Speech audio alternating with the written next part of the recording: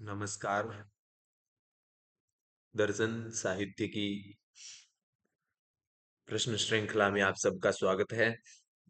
आज UGC net के लिए भाग 5 लेकर उपस्थित हुआ हूं।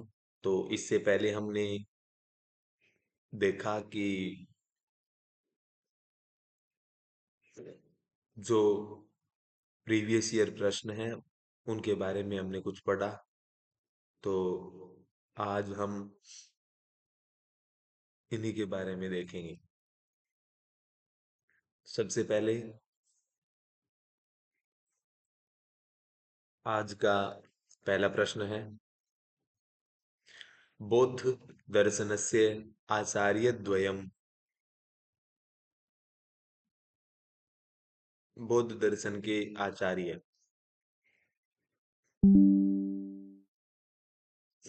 तो ऑप्शन 1 उमास्वाति, ऑप्शन 2 उदयनः, ऑप्शन 3 असंगः, ऑप्शन 4 धर्म कीर्ति। और अब इनमें से दो जो आचार्य हैं वो बौद्ध दर्शन से संबंधित है। तो उनको हम देखते हैं कौन से हैं। तो इस प्रश्न का सही उत्तर क्या होगा?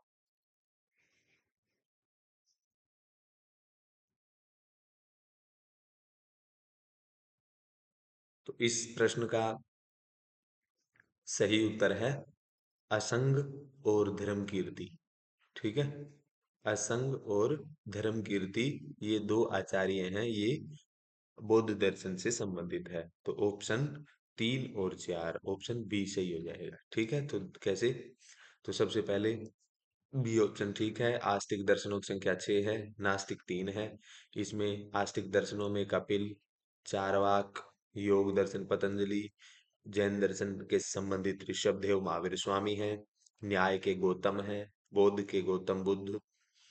और ये गौतम और गौतम बुद्ध अलग अलग हैं। ठीक है, वैशेषिक कणाद, पूर्व मीमांसा जैमिनी और बादरायण का उत्तर मीमांसा है।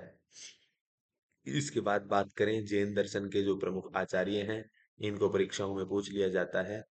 तो जैन दर्शन के प्रमुख आचार्यों में उमाश्वाति कुंकुदाचार्य, समंत भद्र, सिद्ध सेन दिवाकर, हरिभद्र भट्ट अलंग अकलंग और विद्यानंद वादिराज सूरी, देवसूरी, हेमचंद्र, मल्लिसेन सूरी, गुणरत्न, यशो विजय और इत्यादि जैन दर्शन के प्रमुख आचार्य हैं। ठीक है, ये ध्यान रखेंगे।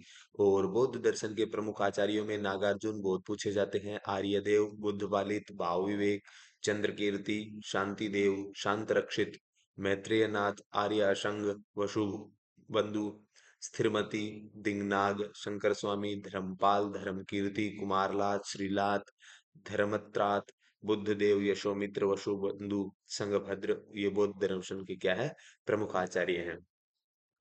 सांख्य दर्शन की बात करें तो सबसे प्राचीन आचार्य कपिल, आशुरी, पंचिक, विंध्यवासी, जेगिशव्य, वारसगण्य, ईश्वर कृष्ण इत्यादि सांख्य दर्शन के प्रमुख आचार्य हैं। और योग दर्शन के प्रमुख आचार्यों में बात करें तो महर्षि पतंजलि, व्यास, वाचस्पति मिश्र और विज्ञान भिक्षु ये प्रमुख आचार्य हैं।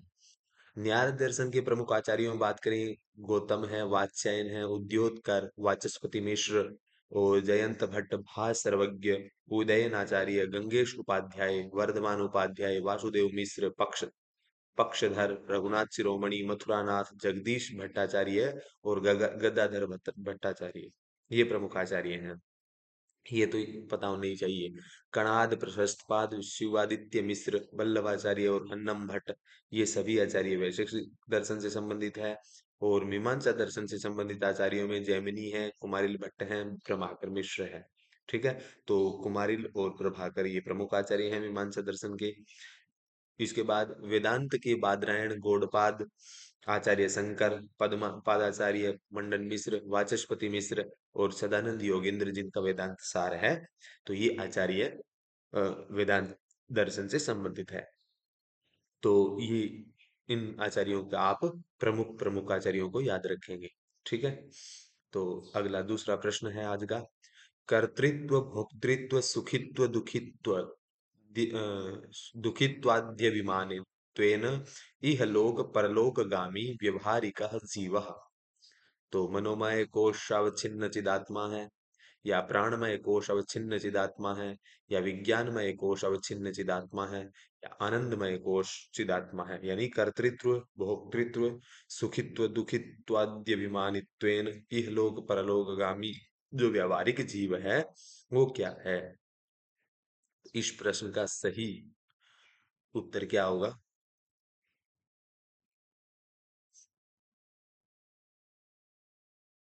प्रश्न अक्टूबर 2022 का है।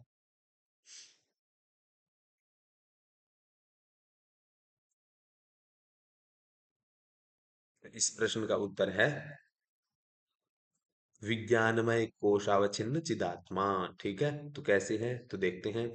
तो वेदांत सार से ये प्रश्न है, विज्ञानमय कोश चिदात्मा। तो वेदांत सार प्रकरण ग्रंथ है, आचार्य सदानंद योगींद्र ने लिखा है। उपनिषदों को ही प्रमुख मानता है। ये वाक्य भी कई बार पूछा जाता है, वेदांतो नाम उपनिषद प्रमाणम। ये कौन से ग्रंथ का है? तो ये वेदांत सार में है। ठीक है, सूक्ष्म शरीर का वर्णन है, 17 अवयवों वाला सूक्ष्म शरीर बताया गया है। ये भी कई बार पूछा जाता है। इसमें सूक्ष्म शरीर के अंतर्गत तीन कोश है, विज्ञानमय, मनोमय, प्राणमय। बुद्धि ज्ञानेंद्रियों के सहित विज्ञानमय कोश बनाती है। ठीक है, बुद्धि जब ज्ञानेंद्रियों के साथ जुड़ती है तो विज्ञानमय कोश। इसके बाद विज्ञानमय कोश से अवच्छिन्न जो चिदात्मा है वो ही क्या कहलाता है? व्यवहारिक जीव। यही प्रश्न पूछा गया है। इयम बुद्धि ज्ञानेन्द्रिय सहिता विज्ञानमय कोशो भवति। ठीक है, फिर कहता है अयम कर्तृत्व, अहम भोक्तृत्व, सुखित्व, दुखित्वाद्यभिमानित्वेन इह लोक परलोकगामी व्यवहारिको जीव इत्युच्यते। ठीक है, यही पूछ लिया। ठीक है, मैं करता हूँ, मैं भोगता हूँ, सुखी दुखी, इस प्रकार अभिमान करने के कारण यह लोक और परलोक में गमन करने वाला है। ठीक है, तो सूक्ष्म शरीर की बात करें, जिसको लिंग शरीर भी कहते हैं, तो बुद्धि और ज्ञानेंद्रियों के साथ मिलता है तो विज्ञानमय कोश शक्तिमान और कर्ता रूप में होता है। और मन के साथ पंच ज्ञानेंद्रियों से जुड़कर मनोमय कोश बनता है। इच्छा शक्तिमान होता है, कर्ण रूप होता है। और पंच ज्ञानेंद्रियों के साथ पंच प्राण जुड़ेंगे तो प्राणमय कोश क्रिया शक्तिमान होता है और क्रिया रूप। ठीक है, तो इस प्रकार से इस प्रश्न का सही उत्तर होगा विज्ञानमय कोश अवच्छिन्न चिदात्मा। ठीक है, अगला सवाल है, अभाव विषयक प्रत्यक्ष प्रमायाम चक्षुरिंद्रियस्य अभाव पदार्थस्य च मध्ये सन्निकर्षः संवेद समवायः, संयुक्त संवेद समवायः, समवायः या विशेष्य विशेषण भाव संबंधः।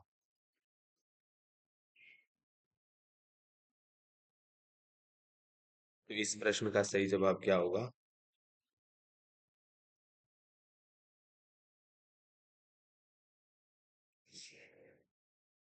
इस प्रश्न का सही जवाब है, तो आप देखेंगे तो अभाव विषयक प्रत्यक्ष प्रमा का चक्षुर इंद्रिय के साथ अभाव पदार्थ का जो सन्निकर्ष होता है वो विशेष्य विशेषण भाव होता है। ठीक है, ये ध्यान रखेंगे। अभाव से आप ध्यान रखेंगे विशेष्य विशेषण अभाव। ठीक है, तो कैसे? आचार्य गौतम न्याय दर्शन के प्रवर्तक आचार्य हैं, और इन्होंने इन्होंने तर्क भाषा दर्शन एक प्रकरण ग्रंथ लिखा है। ठीक है, और इस प्रकरण ग्रंथ में उन्होंने सबसे पहले 16 पदार्थों और 7 वैशेषिक दर्शन के 7 पदार्थ और 9 द्रव्य और 24 गुणों का विस्तार से विवेचन किया है। ठीक है, किन्होंने? तर्क भाषा में केशव मिश्र ने। और तर्क भाषा की प्राचीन टीका चिन्नम भट्ट की है, जिसका नाम है तर्क भाषा प्रकाशिका। ये भी प्रश्न पूछा गया है, चिन्नम भट्ट की टीका का नाम क्या है? तर्क भाषा प्रकाशिका। प्रत्यक्ष का करणभूत इंद्रिय अर्थ का सन्निकर्ष साक्षात्कारी प्रमा का हेतु है, वो 6 प्रकार का है। ठीक है, कौन सा? इंद्रियार्थयोश यह सन्निकर्ष है साक्षात्कारी प्रमा हेतु षड विध एवं तद्यथा संयोग, संयुक्त समवाय, संयुक्त संवेद समवाय, समवाय संवेद समवाय और विशेष विशेषण भाव। ठीक है, सोडा सन्निकर्ष भी कहते हैं और इनको लौकिक सन्निकर्ष भी कहते हैं। तो कौन से हैं? तो सबसे पहले आप ध्यान देंगे, यदा चक्षुषा संयुक्ते भूतले घटा भावो गृह्यते इह भूतले घटो नास्ति। ठीक है, तो वहां कौन सा होता है? विशेष्य विशेषण भाव संबंध होता है। ठीक है, जब चक्षु से भूतल पर घट के अभाव का ग्रहण होता है तब विशेष विशेषण होता है। ठीक है, तो ये ध्यान रखेंगे आप। तो चक्षु इंद्रिय कौन सी? चक्षु है, विषय इसका घट है। और संयुक्त जब जुड़ेगी तो चक्षु घट रूप से जुड़ेगी।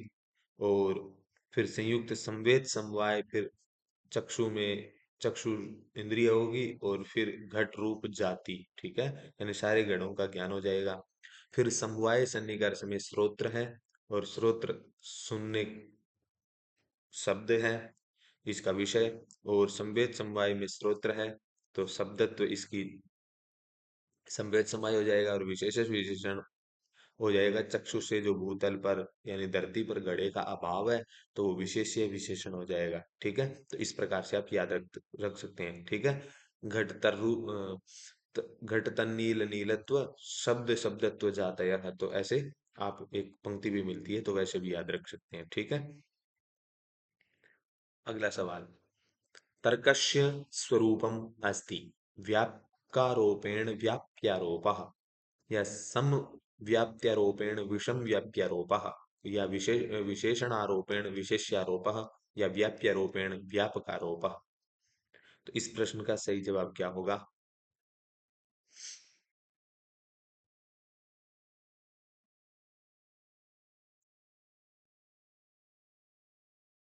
इस प्रश्न का सही जवाब है ऑप्शन नंबर डी।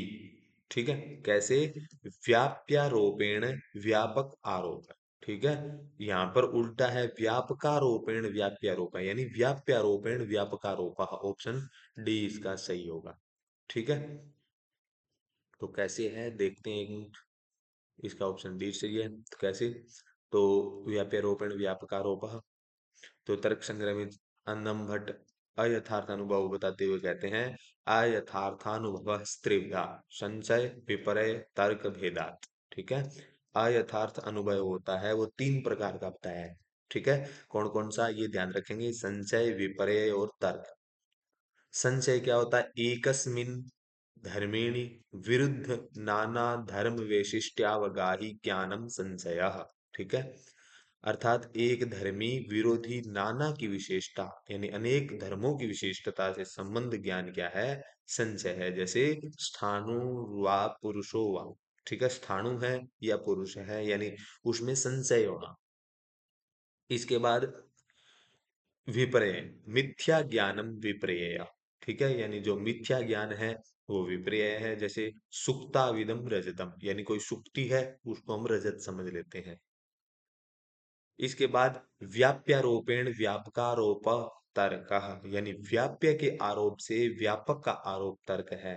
ठीक है, व्याप्य मतलब जो व्याप्त हो। जैसे यथा यदा वह्नि न स्यात् तर्हि धूमोपि नास्ति, जहाँ अग्नि नहीं है यानी व्याप्य नहीं है तो व्यापक भी नहीं। ठीक है, तो धुआं भी नहीं होगा, ऐसा इन्होंने बताया। तो अनुभव दो प्रकार का होता है वैसे, यथार्थ और अयथार्थ। यथार्थ अनुभव प्रत्यक्ष, अनुमान, उपमान और शब्द, ये चार प्रकार हैं। और अयथार्थ है वो तीन प्रकार का है, संशय, विपर्य और तर्क। ठीक है, ये सीधा भी पूछ लेते हैं कई बार, तो ये भी ध्यान रखेंगे। ठीक है, तो यह यथार्थ तीन प्रकार का, और यथार्थ है वो यानी जो सामने दिखता है वो प्रत्यक्ष, अनुमान, उपमान, शब्द, ये चार प्रकार के प्रमाणों से पता चलता है। तो इससे पता चला कि ऑप्शन डी इसका सही है, अयथार्थ और यथार्थ अनुभव दो प्रकार का होता है। और उसके भेदों के बारे में इन्होंने बताया। फिर कह रहे हैं अगला प्रश्न है, यद विषयकत्वेन ज्ञानस्य अनुमिति विरोधित्वं तत्त्वम् अनेन वाक्येन कस्य लक्षणं प्रस्तूयते? उपमिति व्यापारस्य, हेत्वाभास सामान्यस्य, वैशिष्ट्यावगाहि ज्ञानस्य, या विरुद्धार्थापते विरुद्ध अर्थापत्तेः। तो इस प्रश्न का सही जवाब क्या होगा?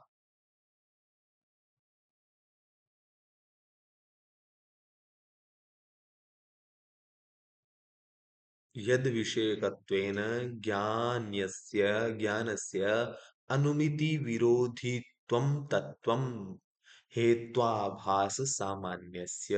ठीक है, ये लक्षण किसका है? हेत्वाभास सामान्य का है। तो कैसे?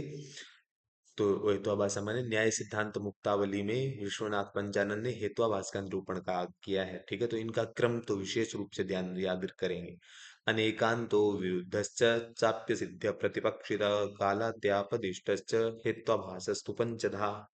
ठीक है, ये 5 प्रकार का हेत्वाभास इन्होंने बताया। कौन कौन सा? अनेकांतिक, विरुद्ध, असिद्ध और प्रतिपक्ष। ठीक है, 4 और कालात्यापदिष्ट 5 प्रकार का। ठीक है, फिर करें हेत्वाभास का लक्षण मुक्तावलीकार कहते हैं या न्याय सिद्धांत मुक्तावली लिखते हैं, यद विषयकत्वेन ज्ञानस्य अनुमिति विरोधी त्वम तत्वम। ठीक है, क्या बताया? यद विषयकत्वेन ज्ञानस्य अनुमिति विरोधित्वम तत्वम, अर्थात जिस विषय ज्ञान की अनुमिति में विरोधिता है अथवा जिस विषय में अवच्छिन्न ज्ञान अनुमिति का प्रतिबंध है, वही क्या है? हेत्वाभास। ठीक है, पर्वतो बन्यमान प्रमेयत्वात्।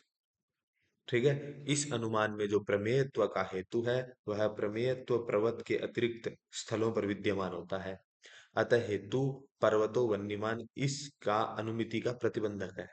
ठीक है, यानी पर्वत अग्नि वाला है, इस जो अनुमिति हुई है इसका प्रतिबंध करने वाला है, इसलिए ये ज्ञान का अनुमिति विरोधित्व तत्व है। कौन? हेत्वाभास। सामान्य हेत्वाभास। तो कह रहे हैं यद विषय का अर्थ है यादृश विशिष्ट विषयता वाला होना। ठीक है, जैसी विशेषता है वैसा होना। हेत्वाभास के लक्षण में यद विषयकत्वेन प्रयुक्त तृतीया का अवच्छेदक है, ज्ञान से में षष्ठी है और वृत्तित्व यानी निष्ठत्व है। लक्षण में विरुद्ध। ठीक है, इस प्रकार हृदो वन्यमान, इस अनुमान से वन्या भाववान हृदय यह वाक्य प्रतिबंधक है और हृदो वन्यमान अनुमिति प्रतिबंध है। इस प्रकार प्रतिबद्धता से निरूपित प्रतिबंधकता वन्या भाव वान हृदय ही ज्ञान में है। ठीक है, यानी जो तालाब है उसके अंदर वन्नी का अभाव है, तो ऐसा ये इन्होंने बताया। ठीक है, तो इस प्रकार आप ये ध्यान याद रख लेंगे, ये 5 प्रकार का किस क्रम से ये पूछता है। अनेकांतो विरुद्धश्च अप्य सिद्ध्य प्रतिपक्षिता कालात्यापदिष्ट च हेत्वाभासस्त्वंचदा। इसके पश्चात बात करें अगला प्रश्न, यथोचितम मेलनम कुरुता। प्रश्न सूची 1 से सूची 2 का मिलाना है। चित्त भूमि, यम, नियम, क्लेश। ठीक है, तो इनका मेल करना है। इस प्रश्न का सही जवाब क्या होगा?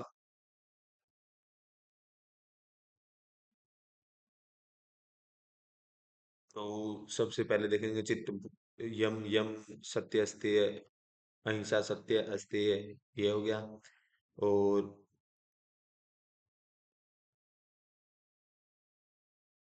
नियम तप हो गया। ठीक है, और तो बी का एक इसी में है। ठीक है, तो इसका बी उत्तर हो जाएगा। ठीक है, तो बी का एक, ए का 3 चित्त भूमियों में एकाग्र होती है और कलेश राग, तो इसका ऑप्शन बी हो जाएगा सही। ठीक है, अगला सवाल, व्याख्या क्या है? बी ऑप्शन ठीक है इसका। व्याख्या में चित्त भूमिया 5 है, तो ये याद करेंगे।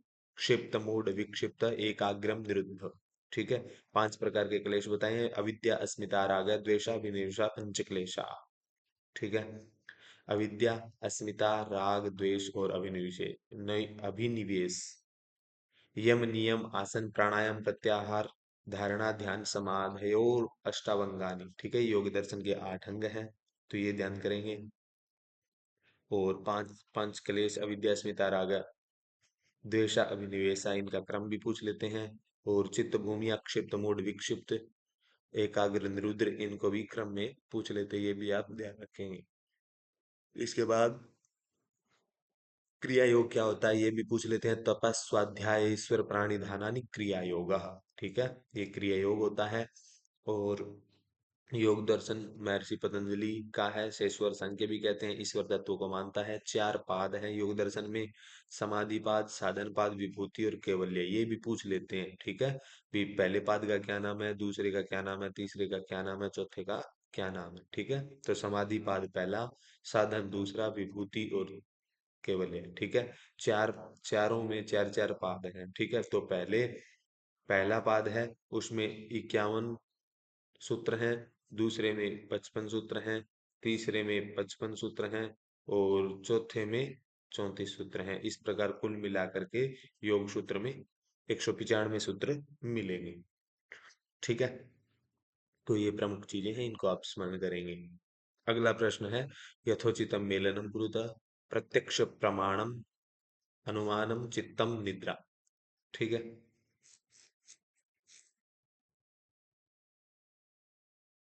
इस प्रश्न का सही उत्तर,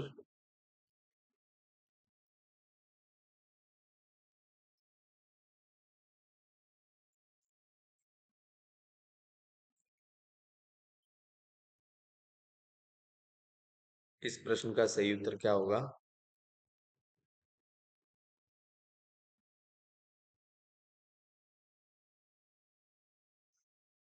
इसका सही उत्तर है ऑप्शन नंबर, कैसे तो देखेंगे, प्रत्यक्ष प्रमाण विशेष अवधारण प्रधानावृत्ति प्रत्यक्ष प्रमाणम, और फिर अनुमानम सामान्य अवधारणा प्रधानवृत्ति सामान्यम, चित्तम अभाव प्रत्यय लंबना वृत्ति निद्रा, तो ये मिल जाएगा, और प्रख्या प्रवृत्ति शीलम, ये, तो इसका तीन चार, तो तीन इसी में है, तो ऑप्शन सी इसका सही हो जाएगा। ठीक है,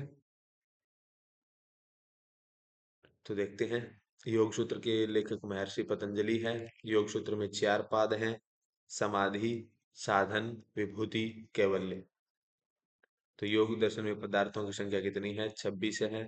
और प्रथम पाद का योग का लक्षण बताते हैं, योग चित्त वृत्ति निरोध। इसके बाद चित्त प्रकाशशील, चेष्टाशील, स्थिरशील होने से त्रिगुणात्मक है। ठीक है, कैसे? चित्तम ही प्रख्या प्रवृत्ति स्थितिशीलत्वात् त्रिगुणम। ठीक है, प्रख्या प्रवृत्ति, स्थिति और शील, तीन प्रकार का। इसके बाद चित्तम ही प्रख्या प्रवृत्ति स्थितिशील शीलतत्वात् त्रिगुणम, तीन प्रकार का मानता है, प्रमाण मानता है, प्रत्यक्ष प्रमाण, प्रत्यक्ष, अनुमान और आगम। ठीक है, प्रमाण कितने मानता है? तीन प्रमाणों को मानता है। कौन कौन से? प्रत्यक्ष को, और अनुमान को, और आगम को। ठीक है, योग सूत्र कितने, योग कितने प्रमाण मानता है? तीन, और संख्या भी तीन। इसके बाद नलिका द्वारा वायु संपर्क होने से, तो कह रहे हैं विशेष अवधारण प्रधानावृत्ति प्रत्यक्ष प्रमाणम, ये इनके लक्षण है। अनुमान कौन सा है? सामान्य अवधारण प्रधानावृत्ति अनुमानम, और शब्द तदर्थ विषयावृत्ति श्रोतु आगमा। ठीक है, तो इन तीनों का लक्षण याद कर लेंगे। योग सूत्र में चित्त वृत्तियां पांच प्रकार की होती है, प्रमाण, विपर्य, विकल्प, निद्रा, सवितय, पांच प्रकार की है। और प्रमाण का लक्षण है प्रत्यक्षानुगमा आगमा प्रमाणानि, विप्रयो मिथ्या ज्ञानम तद्रूपम प्रतिष्ठम, शब्द ज्ञान अनुपाति वस्तु शून्य विकल्प, अभाव प्रत्ययालंबना वृत्ति निद्रा, और अनुभूत विषय संप्रमोश स्मृति। तो इनको आप याद करेंगे, स्मरण कर लेंगे इनको लक्षणों को। अगला, सम्यक दर्शनादि गुण जनित क्षयोपशमन निमित्तम अवचिन्न विषयम ज्ञानम, किम श्रुतम मति अवधि मन प्रयाय। तो ये भी प्रश्न महत्वपूर्ण है। इस सवाल का सही उत्तर क्या होगा?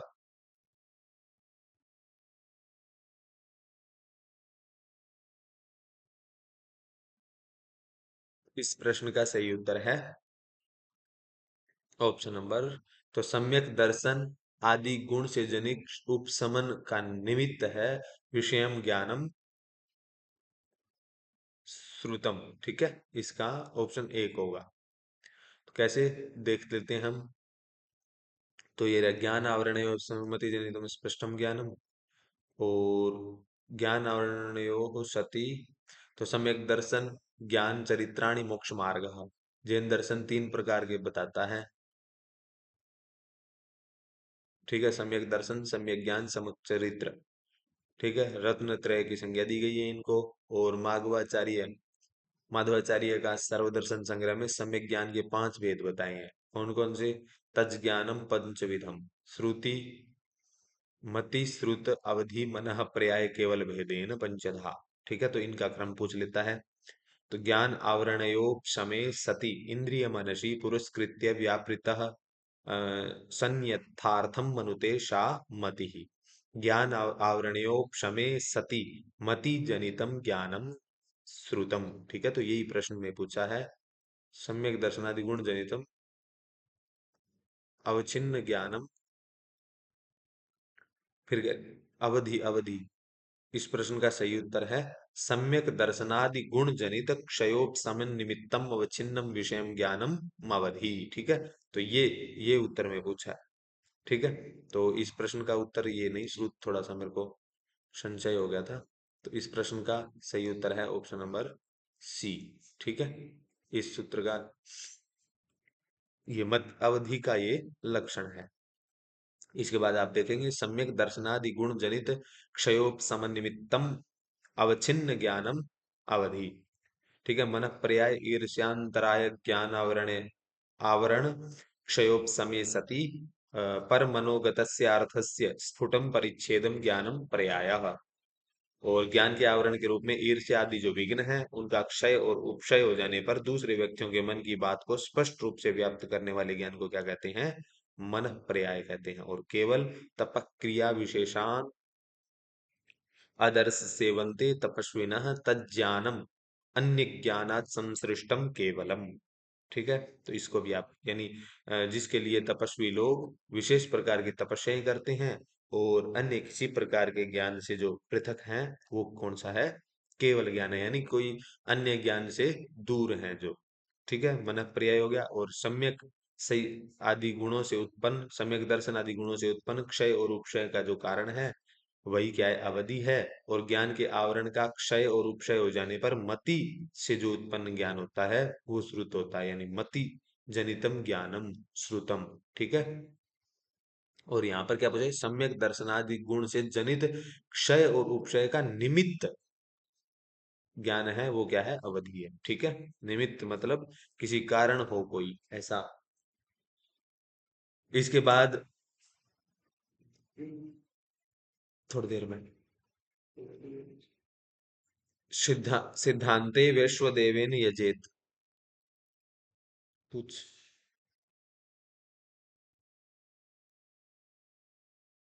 इसके बाद अगला देखते हैं।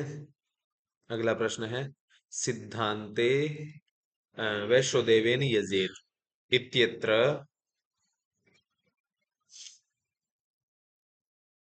इत्यत्र वैश्वदेव पदम योग नामधेयम अस्ति। तो उत्पत्ति विशिष्ट गुण बलीयस्त्वात् तत्प्रख्य शास्त्रात् या तद व्यपदेशात् या वाक्य भेदवयात्। ठीक है, तो सिद्धांते वैश्वदेवेन यजेत इत्यत्र वैश्वदेव पदम याग नामधेयम अस्ति। किस याग नामधेयम है? किसी नामधेय का ये उदाहरण है, तो ये ऐसा पूछ रहे हैं। तो अक्टूबर 2022 का सवाल है अर्थ संग्रह से।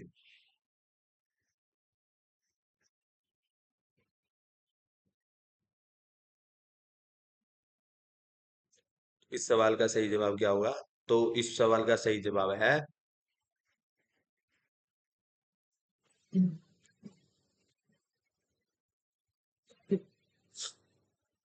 Option A. ठीक है, उत्पत्ति विशिष्ट गुण बलियस्त्वात् सिद्धांते विश्वदेवे नियजेत। ये तो कैसे है देखते हैं हम। तो सबसे पहले इसका प्रश्न ए ठीक होगा। तो अर्थ संग्रह के लोकाक्षी भास्कर हैं और अर्थ संग्रह में वेद का लक्षण कहते हैं अपौरुषेयम वाक्यम वेदः। और वो 5 प्रकार का है। सच विधि मंत्र नामधेय निषेध अर्थवाद वेदात पंचविधा। ठीक है, इनका क्रम भी पूछा हुआ है, ये ध्यान रखेंगे। विधि का लक्षण है तत्र अज्ञातार्थ ज्ञापको वेद भागो विधि। और इसका उदाहरण है अग्निहोत्रम जुहुयात स्वर्ग स्वर्ग कामः। इसके बाद मंत्र का अर्थ है प्रयोग समवेतार्थ स्मारका मंत्राः। और नामधेय नाम विधेयानाम विधेयार्थ परिच्छेदकतयार्थवत्वम।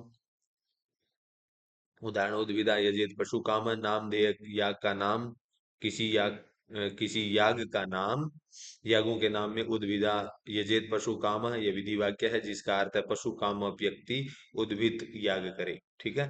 तो नाम ध्येय के निमित्त चतुष्टय, चार प्रकार के निमित्त हैं। मतवर्थ लक्षण बयात, वाक्य वेद बयात और तत्प्रक शास्त्रार्थ। नामधेय चार प्रकार से हो सकता है, मतवर्थ लक्षण, वाक्य वेद से, तत्प्रख्य शास्त्र और तद व्यपदेश से।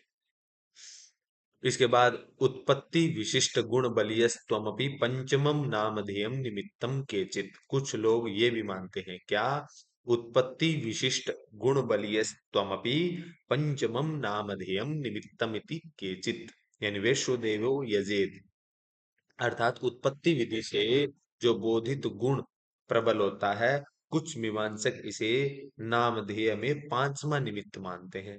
ठीक है। तो ये हुए चार निमित्त। ठीक है। कौन कौन से, मत्वर्थ लक्षणा बयात, वाक्य भेद बयात, तत्प्रख्य शास्त्र और तद्व्यपदेशा। ठीक है। तो निमित्त चतुष्टय हुए ये। और इनके बाद जो पांचवा मानते हैं वही पेपर में पूछा है, वैश्वदेवेन यजेत। ठीक है। जैसे वैश्वदेव, ये कई स्थलों पर वैश्वदेव का देवतावाचक होना संभव नहीं है, क्योंकि उत्पत्ति से विहित अग्नि आदि जो देवता प्रबल है, इस कारण वैश्वदेव याग का नाम है। ठीक है। ये किस में मानते हैं वैश्वदेव को याग का नाम, ये उत्पत्ति विशिष्ट गुण बलीय त्वमपि पंचमम नामधेयम, यानी पांचवा जो नामधेय है उसमें इसको याग मानते हैं। न्याय सुधाकर आदि मीमांसक विद्वानों ने विचार में पांचवा उत्पत्ति विशिष्ट गुण बलियस्त्व संज्ञक नाम का नामधेय माना जा सकता है। ठीक है। यही पेपर में पूछ लिया। निषेध का अर्थ है पुरुषस्य निवर्तकम वाक्यम निषेध, और प्राशस्त्य निंदान्यतर परम वाक्यम अर्थवाद। तो इस प्रकार से वैश्वदेव यजेत, इस सिद्धांत में वैश्वदेव पद में याग नाम ध्येय है उत्पत्ति विशिष्ट बलीय, पद बलीय होने से। ठीक है। तो ये पांचवा नाम ध्येय समझ आ गया होगा। तो इनको आप स्मरण करें सभी चीजों को। ठीक है। ये जो लक्षण वगैरह है, इनसे प्रश्न आते हैं, कई बार अर्थवाद का पूछ लेते हैं, तो कई बार निषेध का पूछ लेते हैं, और कई बार इनका मिलान भी दे देते हैं। ठीक है। तो आप इनको याद कर लेंगे, पुरुषस्य निवर्तकम वाक्यम निषेध, प्राशस्त्य निंदान्यतर पर वाक्यम अर्थवाद, और उत्पत्ति विशिष्ट गुण बलियस्त्वमपि पंचमम नामधेयम। तो ये भी पूछा जा सकता है पंचवा नामधेय कौन सा है, तो उत्पत्ति विशिष्ट गुण बलिय। और चार नाम दिए ये हो गए, मत्वर्थ लक्षण व्यात, वाक्य भेद व्यात, तत्प्रख्य शास्त्र, तत्व उपदेशात। ठीक है। तो ये भी हो गए हैं। और नामधेय का ये लक्षण है, नामधेय नाम च विद्यार्थ वत्वम, और प्रयोग समवेतार्थ स्मारका मंत्रा, तत्र ज्ञाता वेद भागो विधि। ठीक है। और पांच प्रकार का ये जो विधि वाक्य है वो पांच प्रकार का है, विधि मंत्र नामधेय अर्थवाद निषेध और अर्थवाद। इनका क्रम भी पूछ लेते हैं, ये भी ध्यान रखेंगे। अगला सवाल, अधोलिखित कथनद्वयम् आश्रित्य समुचितम् उत्तरम्। तो उत्पत्ति विधौ कर्मणः करणत्वेन अन्वयः, उत्पत्ति विधौ कर्मणः साध्यत्वेन अन्वयः। तो पहला दोनों सही है, दोनों गलत है, या पहला सही दूसरा गलत, या दूसरा गलत और दूसरा सही, यानी पहला गलत और दूसरा सही। ठीक है। तो ए बी सी डी कौन सा ऑप्शन सही होगा।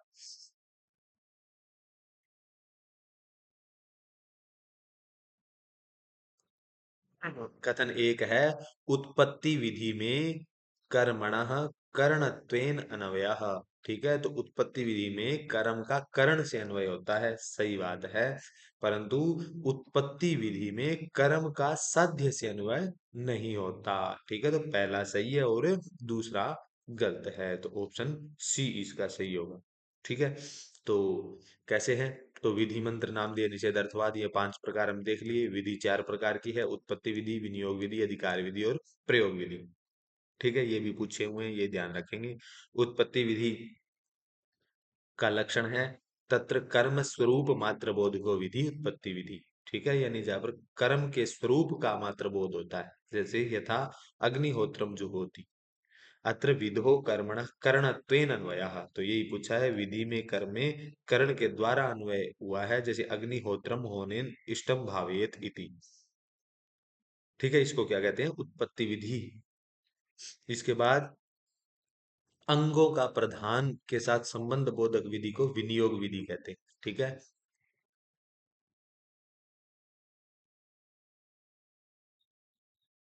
इसके बाद दधना जुहोती विनियोग विधि के अंगांगी भाव 6 प्रकार हैं। विनियोग विधि कितने प्रकार की है? 6 प्रकार की। ठीक है।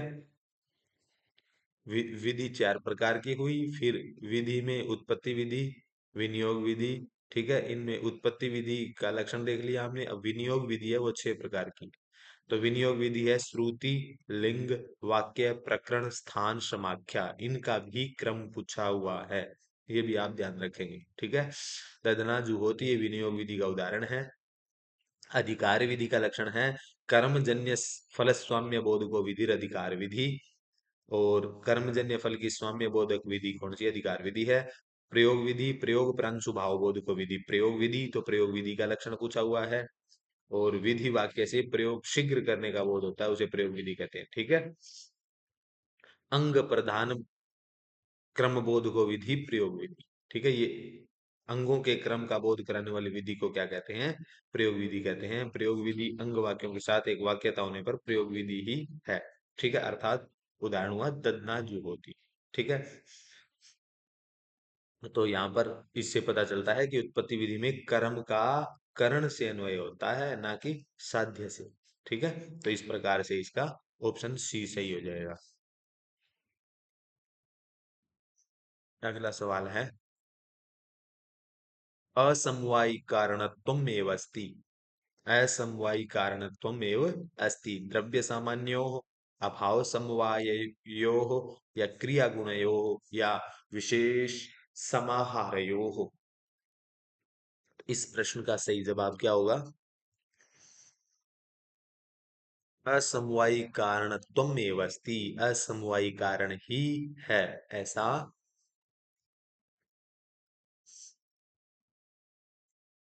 तो इसको देखोगे तो इस प्रश्न का सही उत्तर है क्रिया गुणयोः असमवायी कारणम। तो कैसे देखते हैं?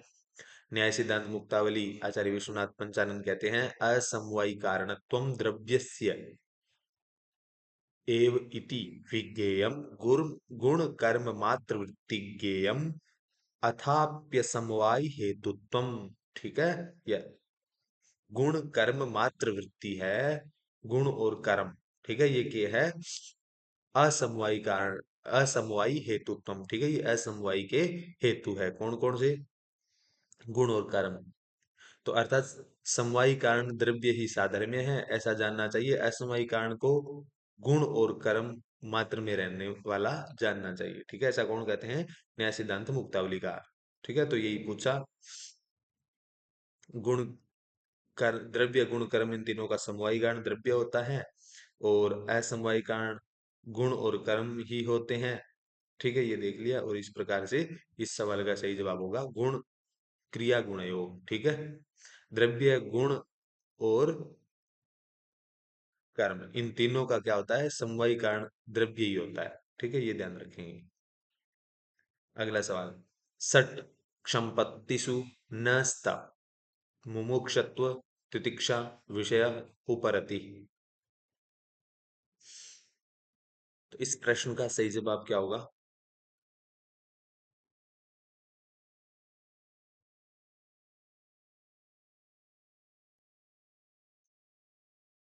इसका सही जवाब है वेदांत सार में हम शुरू में पढ़ते हैं, तो वहां पर क्या होता है? तो षट संपत्ति के बारे में पढ़ते हैं अधिकारी के अंतर्गत।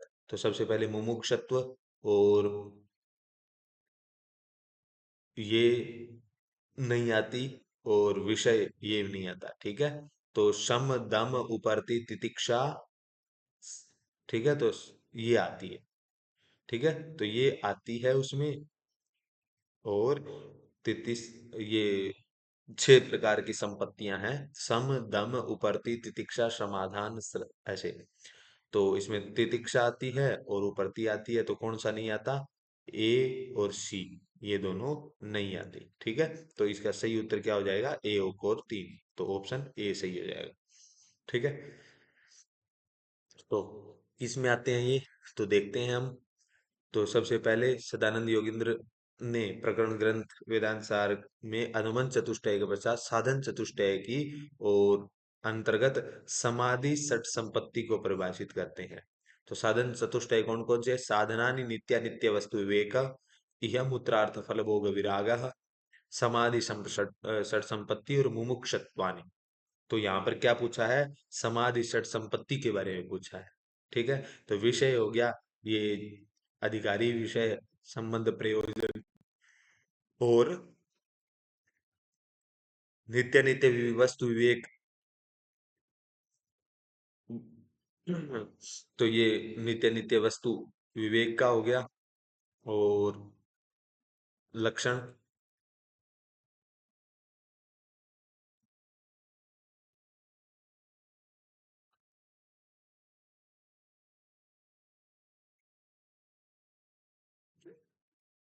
फिर कह रहे हैं इहामुत्रार्थ फल भोग विराग, एहि का नाम सृक्चंदनादि विषय भोगानाम अनित्यतया तेभ्यो निद्राम विरति, इहामुत्रार्थ फल भोग विराग।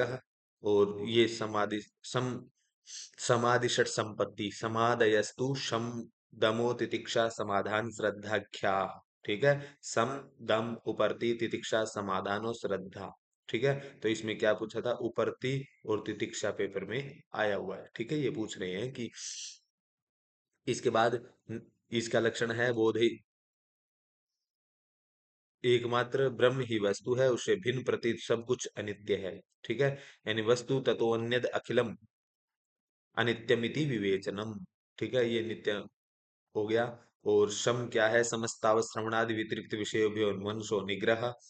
और दम क्या है? दमो बाह्य इंद्रियाणाम तद व्यतिरिक्त विषयों निवर्तनम, यानी श्रोत्र आदि जो बाह्य इंद्रियां हैं, इनके श्रवण से अतिरिक्त विषयों के मन को हटाना ही क्या है? दम है। दम क्या है? यानी जो श्रोत्र आदि, श्रोत्र चक्षु इत्यादि जो इंद्रियां हैं, इनसे जो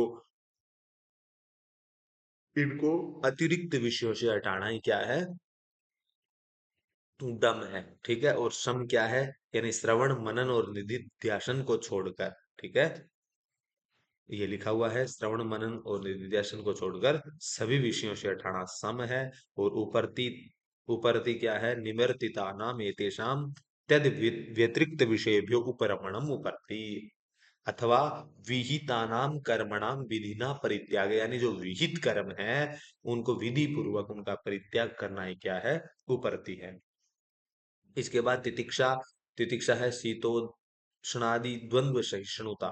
ठीक है, अर्थात शीत और उष्ण, आर जीत, मान अपमान, लाभ हानि। ठीक है, ये सब इन द्वंद्वों को सहन करना ही क्या है? तितिक्षा। समाधान क्या है? निगृहीतस्य मनसः श्रवणादौ तद तदनुगुण विषये च समाधि समाधानम, अर्थात निगृहित निगृहीत चित्त का श्रवण आदि तथा श्रवण आदि के अनुकूल विषयों में स्थिर हो जाना ही क्या है? समाधान है। और श्रद्धा क्या है?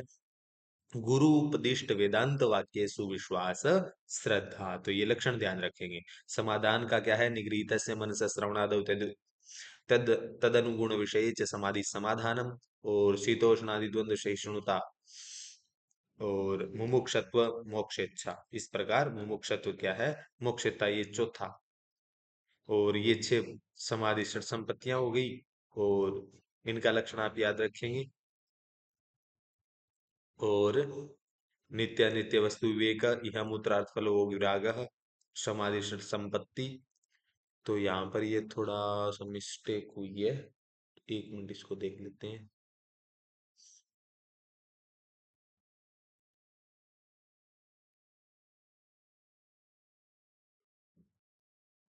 चलो इसको बाद में देख के बताऊंगा।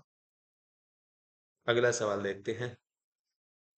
प्रकृति उपादानम कालः भागः इत्येते प्रभेदाः भवन्ति, किसके? आभ्यंतर तुष्टे है, बाह्य तुष्टे है, मोह महामोहयोः या असक्ते है। तो ये किसके भाग हैं?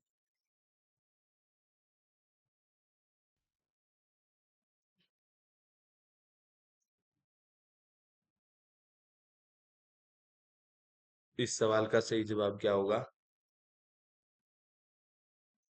तो इसका सही जवाब है आभ्यंतर तुष्टि। ठीक है।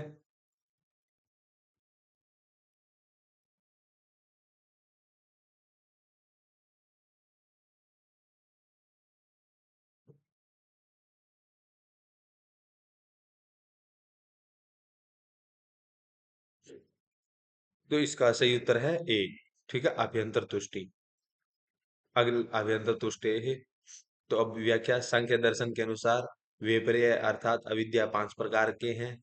अविद्या विकलता अर्थ नाश होने शक्ति अशक्ति 28 भेद है। और सिद्धि 8 प्रकार की है। और बुद्धि के 50 भेद, इसी को प्रत्यसर्ग भी कहते हैं। ठीक है। तमस 8 भेद होते हैं, मोह के भी 8 भेद होते हैं। मोह 10 प्रकार का होता है, तामिश्र 18 प्रकार का होता है। और अंध तामिश्र 18 प्रकार का होता है। इसके बाद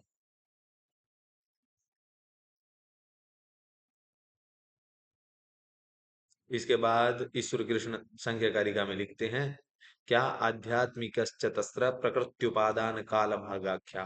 ठीक है, तो ये पंक्ति लिखी हुई है, सीधा ही दिख रहा है। क्या कि आध्यात्मिक चतस्र प्रकृत्युपादान काल भागाख्या बाह्य विषयो परमात् पंच च नव तुष्टयो विमता।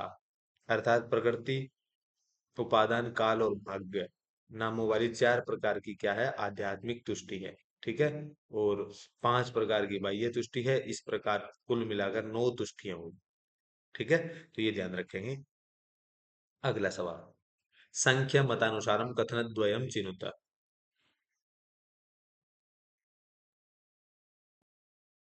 तो ऑप्शन ए, प्रकृति आत्मना आत्मानं बदनाति। प्रकृति आत्मना आत्मानं न बदनाति। प्रकृति पुरुषं बदनाति। या प्रकृति आत्मानं प्रकाश्य निवर्तते।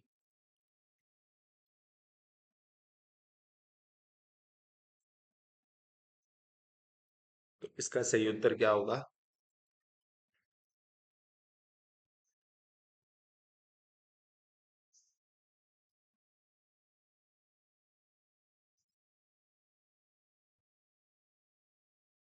इस प्रश्न का सही उत्तर है, तो सबसे पहले तो ये ठीक है, प्रकृति आत्मना आत्मानं बदनाति। ठीक है, एक ये ठीक है। और इसके बाद प्रकृति पुरुषम बदनाति, ये भी ठीक है। तो इसका सही उत्तर है एक। नहीं नहीं नहीं नहीं, ये तो गलत है तीसरा। ये तीसरा गलत है। और प्रकृति ही आत्मानं प्रकाश्य विनिवर्तते, यानी प्रकृति अपने आप को प्रकाशित करके निवर्तित हो जाती है। ठीक है, तो इसका 1 और 4 सही होगा। ठीक है, 1 और 4 बी ऑप्शन इसका सही है। तो आचार्य इस कृष्ण प्रकृति की निवृत्त प्रक्रिया को समझाते हुए कहते हैं, रंग से दर्शयित्वा निवर्तते नर्तकी यथा नृत्या। जिस प्रकार से रंगमंच को देखता हुआ नर्तकी चला जाता है, पुरुषस्य तदात्मानं प्रकाश्य विनिवर्तते प्रकृति, वैसे ही पुरुष को और अपने आप को प्रकाशित करके चली जाती है प्रकृति। ठीक है। फिर एक और वास्तविक स्थिति बताते हो, तस्मान न बध्यते धा न मुच्यते नापि संसरते कर्षित संसरति बध्यते मुच्यते नाना श्रेया प्रकृति। फिर अगला, रूपई शब्द भिरेव तो बदनाति आत्मना आत्मान आत्मना प्रकृति आत्मानम आत्मना प्रकृति, यही पंक्ति पूछी हुई है। ठीक है, आत्मना आत्मा आत अ, बदनाति आत्मानम आत्मना प्रकृति। ठीक है, आत्मानम आत्मना। और शैव पुरुष पुरुषार्थम प्रति विमोचयते एक रूपेण। ठीक है, ये संघ कारिका की 63 नंबर कारिका में कहा है। ठीक है, पुरुष के लिए अपने 8 रूपों में केवल 7 धर्म धर्म ज्ञान वैराग्य ऐश्वर्य अनैश्वर्य रूपों के द्वारा स्वयं को ही प्रकृति क्या करती है, बंधन में डालती है। अगला सवाल, यतो वा इमानि भूतानि जायन्ते इति यम श्रुति विषय वाक्यम अस्ति। तो जन्माद्य अधिकरणस्य, जिज्ञासा अधिकरणस्य, शास्त्रीयोनित्वाधिकरणस्य या आनंदमय अधिकरणस्य। तो ये किस सवाल, किसका सही सही जवाब क्या होगा इसका?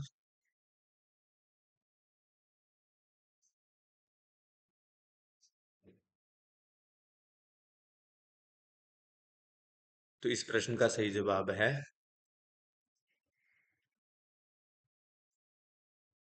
Option number A. ठीक है, जन्माद्य से अधिकरण में ये तो वा ईमानी भूतानि जायन्ते, ये श्रुति विषय वाक्य है। इसमें। ठीक है। तो बादरायण ब्रह्मसूत्र है, 4 अध्याय समन्वय ब्रह्मसूत्र का है ये। ठीक है। और द्वितीय अध्याय अविरोधाध्याय, तृतीय अध्याय साधन अध्याय और फिर फलाध्याय। ठीक है। समन्वय, अविरोध, साधन और फल। ब्रह्म का लक्षण कहते हैं तटस्थ लक्षण है। ठीक है। जन्माद्यस्य यतः ब्रह्मसूत्र, पदच्छेद जन्मादि अस्य यतः। और इस सूत्र के भाष्य में कहा है यतो वा इमानि भूतानि जायन्ते, तैत्तिरीय संगीता के 3.1। अर्थात ये आकाश आदि सारे भूत उत्पन्न होते हैं। वाक्य में उत्पत्ति, स्थिति और नाश का क्रम दिखाई देता है। और इस प्रकार अभिन्न निमित्तोपादन उभयात्मक कारण क्या है? ब्रह्म है। ठीक है। तो ये उदाहरण जन्माद्य से यतः इस सूत्र के अंतर्गत दिया गया है। अगला सवाल, पक्षस्तायाः लक्षणमस्ति। तो शिशादईशावत्तभाव प्रपक्षता, शिशादईशा विरह सिद्धि पक्षता, या शिशादईशा विरह विशिष्ट सिद्धि अभाव पक्षता, या शिशादईशा विरह विशिष्ट सिद्धि पक्षता। ए, बी, सी और डी।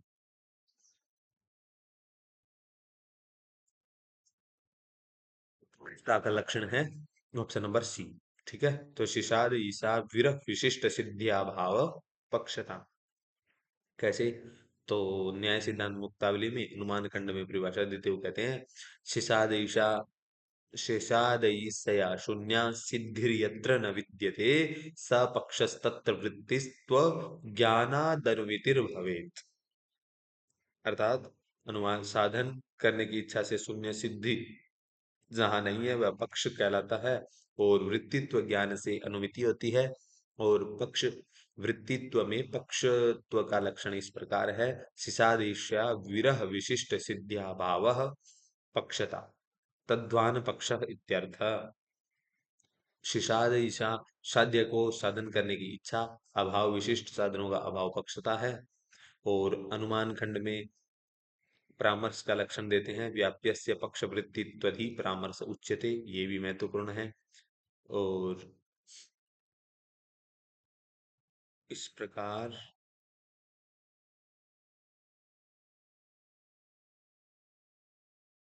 इससे क्या है, साध्यवद अस्मिन उदाहरण। ओहो, ये यहाँ आ गया क्या? तो पक्षता का लक्षण ये हो गया, शिशादिशा विरह विरह विशिष्ट सिद्ध्या भाव। ठीक है। अगला सवाल, अगला सवाल है,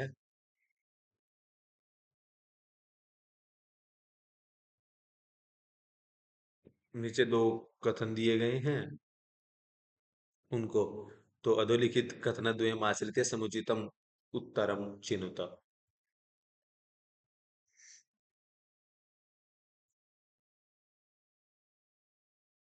सत्वम लघु प्रकाशकम और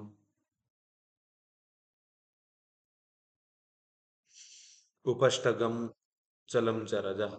तो ये संज्ञा कारिका की एक कारिका है। इस प्रश्न का सही उत्तर क्या होगा? तो आसान सा सवाल है, ये दोनों सत्य हैं। ठीक है। कैसे?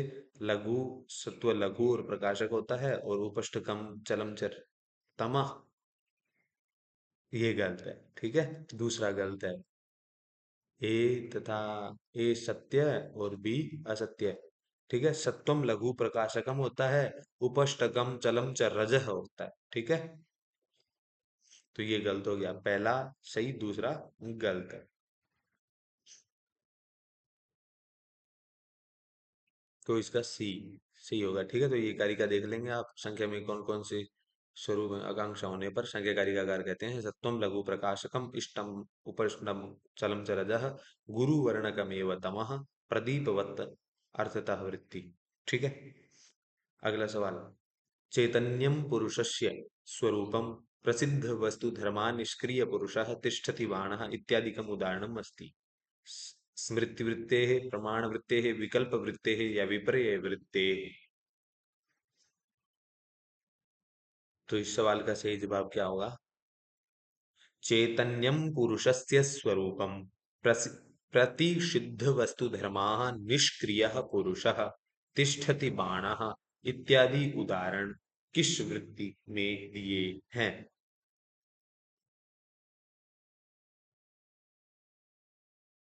तो इसका सही जवाब है ऑप्शन सी। ठीक है, विकल्प वृत्ति के अंतर्गत दिए हैं। कैसे, देखते हैं। महर्षि पतंजलि योग दर्शन में चार पाद हैं, तो विकल्प वृत्ति का विकल्प वृत्ति का स्वरूप बताते हुए कहते हैं, शब्द ज्ञानानुपाति वस्तु शून्यो विकल्पा। ठीक है, तो विकल्प यानी अवस्तुवाचक शब्द से उत्पन्न, शब्द ज्ञान से उत्पन्न तथा निवर्तक होता है। वृत्ति के भाष्य में क्या कहा है? चैतन्यम पुरुषस्य स्वरूपमिति, चैतन्य पुरुष का स्वरूप है। और प्रतिसिद्ध वस्तु धर्मा निष्क्रिय पुरुष, इस प्रकार वस्तु धर्म से हीन पुरुष, पुरुष क्या है? निष्क्रिय है। तिष्ठति बाण स्थास्यति, स्थित, बाण स्थित है, स्थित होगा, स्थित था, यहाँ गति निवृत्ति परक धात्वर्थ का ही बोध हुआ है। और तथा अनु अनु तथा अनुत्पत्ति धर्मा पुरुष इति, वैसे ही उत्पत्ति धर्म रहित पुरुष है।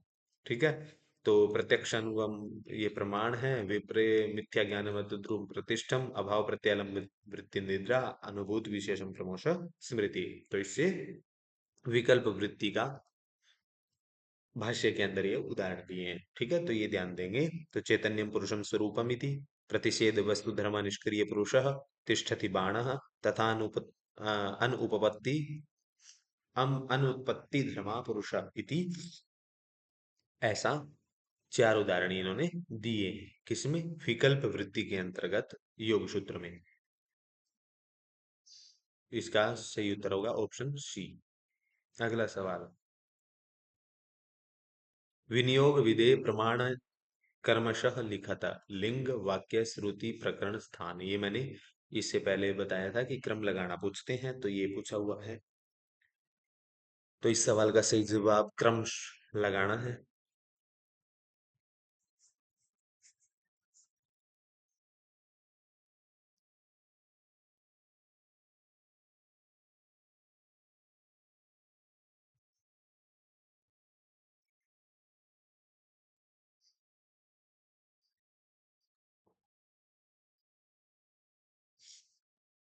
तो इसका सही उत्तर है, सबसे पहले आएगा श्रुति, लिंग, वाक्य, प्रकरण, स्थान और समाख्या, ये पांच प्रकार है। ठीक है, तो सबसे पहले क्या आएगा? श्रुति। ठीक है, तो एक, तो ऑप्शन ए सही होगा। एक दो तीन चार पांच, ये नहीं होगा। तीन तीन, ठीक ठीक ठीक ठीक, ये नहीं। तीन, सबसे पहले क्या होगा? तीन होगा। सबसे पहले तीन ही है। ठीक है, तो डी, डी ऑप्शन इसका सही हो जाएगा। कैसे? तो विनियोग विधि के प्रमाणों का क्रम है श्रुति, लिंग, वाक्य, प्रकरण, स्थान और समाख्या। श्रुति क्या होता है? तत्र निरपेक्षो वा श्रुति, शब्द सामर्थ्यम लिंगम, समव्यवहारो वाक्यम, उभयाकांक्षा प्रकरणम, देश सामान्यम स्थानम, समाख्या योगी का शब्द। इतना विकल्प डी सही होगा। अगला सवाल, तस्य प्रमाणु समवायी कारणम तत्संयोग समवायी कारणम तद अदृष्टादि निमित्त कारणम अत्र तस्य पदेन परामर्श भवति। ठीक है, मनसः निर्विकल्प बुद्धि द्विगुण द्व्यणुकस्य या क्रमणस्य। ठीक है, तो इसका सही उत्तर क्या होगा?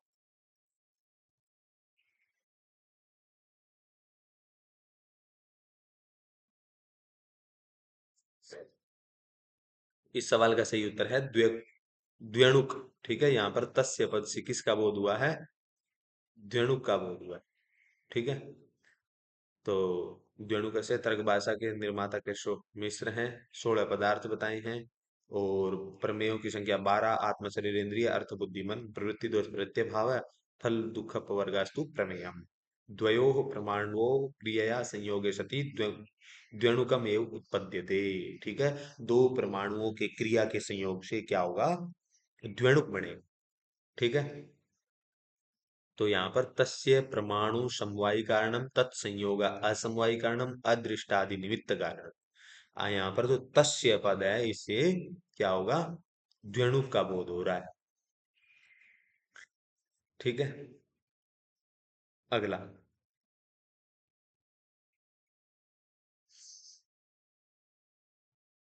अगला सवाल है, अधोलिखित कथनद्वयमाश्रित्य समुचितम उत्तरम। परिसंख्या त्रिदूषण कथनम, श्रुतहानात् अश्रुतकल्पनात् प्राप्त बाधः। तो दोनों सही है या दोनों गलत है, या पहला सही दूसरा गलत, या दूसरा सही पहला गलत?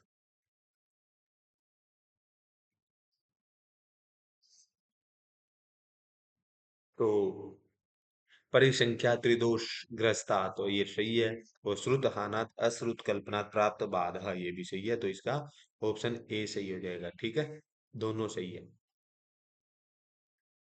तो ए ठीक है। वाक्य अर्थ संग्रह मीमांसा दर्शन का लघुकाय प्रकरण ग्रंथ है, जिसके लोकाक्षी भास्कर हैं। ठीक है, कौन है? लोकाक्षी भास्कर। धर्म का लक्षण बताइए इन्होंने, भावना का लक्षण, उसके वेद, वेद का लक्षण, उसका विभाग, विधि का लक्षण और उसके प्रकार। विधि 5 प्रकार के बताए हैं। तत्र अज्ञातार्थ ज्ञापको वेद भागो विधि, ऐसा है ना। तो विधि, मंत्र, नामधेय, निषेध, अर्थवाद, इनका विक्रम पूछते हैं, ये ध्यान रखेंगे। इनका लक्षण भी पूछते हैं, ये भी ध्यान रखेंगे। इनके प्रकार भी पूछते हैं, ये भी ध्यान रखेंगे। ठीक है। 3 प्रकार से मंत्र, मंत्र नामक वेद विभाग की व्याख्या करते हुए 3 प्रकार की अलग अलग विधियों का उल्लेख किया है। किसने? लोकाक्षी भास्कर ने। पहला अपूर्व विधि, प्रमाणांतरेण अप्राप्तस्य प्राप्को विधि अपूर्व विधि। नियम विधि, पक्षीय प्राप्तस्य प्राप्को विधि नियम विधि। परिसंख्या विधि, उभयोश्च युगपत प्राप्ता वितर व्यावृत्ति परो विधि। और परिसंख्या विधि 2 प्रकार की हैं, 2 भेद हैं, श्रोति और लाक्षणिकी। और श्रोति अत्र ही एव आवहंती, लाक्षणिकी यानी जिसमें लक्षण दिए पंच पंच नक्ष्या, पंच पंच नखा भक्ष्या। और लाक्षणिकी परिसंख्या 3 दोष हैं, दोषत्रयम् श्रुत हानि अश्रुत कल्पना प्राप्त बाद। ठीक है, ये 3 दोष है। श्रुतार्थ से परित्यागात अश्रुतार्थ प्रकल्पनात् प्राप्तस्य बाधादित्य एवं परिसंख्या त्रिदूषणा। ठीक है, ये कारिका आप याद कर लेंगे। और प्रथम दोष श्रुतार्थ से परित्यागात, द्वितीय दोष अश्रुतार्थ प्रकल्पनात्, तृतीय दोष रागतः प्राप्त बाधात्। प्राप्तवाद से अर्थ निष्ठ दोष है। स्पष्टीकरण से पता चलता है कि प्रश्न क्या त्रिदूषण, और दोनों कथन सही है। तो इस प्रकार से हमारा आज के प्रश्न श्रृंखला समाप्त हुई। और यदि आपको हमारे वीडियोस पसंद आ रहे हैं, ये प्रश्न श्रृंखलाएं पसंद आ रही है, और ये PYQ करवा रहे हैं हम, तो यदि आप हमसे जुड़कर प्रश्न का अभ्यास करना चाहते हैं, तो हम केवल प्रश्नों का उत्तर और उनसे जो सम पास पास की जो चीजें हैं उनको थोड़ा थोड़ा हम डिटेल सॉल्यूशन करते हैं, ताकि ज्यादा बड़ा वीडियो भी ना हो। ताकि तुम्हारा यदि पढ़ा हुआ है तो आप इनको जल्दी जल्दी रिवाइज करने के लिए ये बनाई गई है वीडियो। ठीक है, यहाँ पर यदि हम समझाने लगेंगे तो समय ज्यादा लगेगा। तो इसलिए हम सीधा इनके लक्षणों को एक बार रिकॉल करते हुए इनको साथ साथ चलते हैं। तो यदि आप एचटेट और यूजीसी नेट की तैयारी कर रहे हैं तो हमारे साथ जुड़ सकते हैं।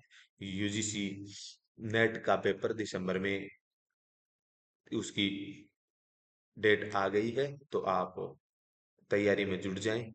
तो ये 73 कोड में भी हैं और 25 कोड में तो हैं ही हैं। ठीक है, तो 73 कोड के लिए भी बहुत महत्वपूर्ण कक्षाएं हैं।